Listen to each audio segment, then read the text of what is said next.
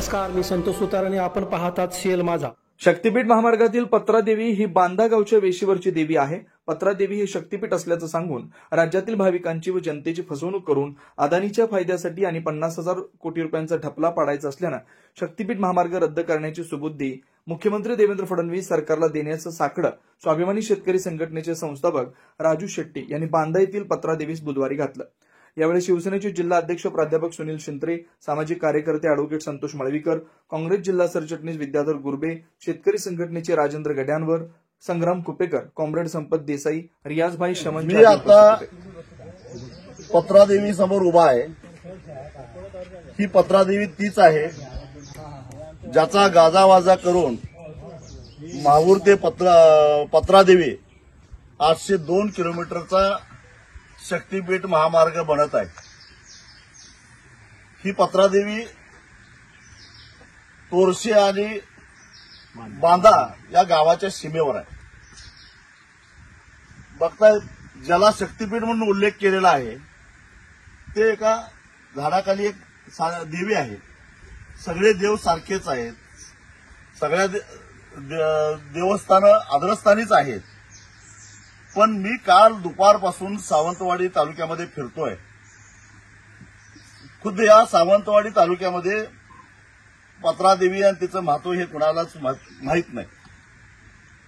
मात्र महाराष्ट्राच्या मुख्यमंत्र्यांना मात्र हे शक्तीपीठ वाटतं आणि या शक्तीपीठाला जोडण्यासाठी म्हणून 27,000 एकर जमीन घेऊन 55,000 शेतकऱ्यांच्या घरावर नांगर फिरवून कोकण उद्ध्वस्त करून सांगली, कोल्हापूर, साताऱ्याला महापुरात लुटून 86,000 कोटी रुपयाचा चुराडा करून हा पत्रादेवीचा जोडणारा महामार्ग बनवायचा चालू आहे. तिथून बाहेर आपण गेलो, या तोरशी गावामध्ये अनेक दारूची दुकानं आहेत आणि या दारूच्या दुकानातून महाराष्ट्रामध्ये अतिशय स्वस्तात मिळणारी दारू घेऊन जाता यावी म्हणून हा महामार्ग बनतो का? माझ्यासारख्याच्या मनामध्ये अनेक दिवसापासून प्रश्न पडलेला होता की गोव्यामध्ये असलं कुठलं शक्तीपीठ आहे की महाराष्ट्रातल्या सगळ्या शक्तीपीठांना गोव्यातल्या शक्तीपीठाशी जोडण्याचा प्रयत्न होतोय. इथल्या स्थानिकांना माहित नाही या शक्तीपीठाचं महात्म्य, पण नागपुरात बसलेल्या देवेंद्रजींना मात्र या शक्तीपीठाचं महात्म्य कळालं. तुमच्या सगळ्यांच्या लक्षात आलेलं असेल की काही लोकांना स्वस्तातली दारू न्यायला गोव्यापर्यंत जाता यावं म्हणून हा महामार्ग पाहिजे झाला आहे. काही लोकांना आपल्या मर्जीतल्या ठेकेदारांना ठेके देऊन त्यातनं पैसा कमवायचा आहे म्हणून हा महामार्ग पाहिजे झाला आहे.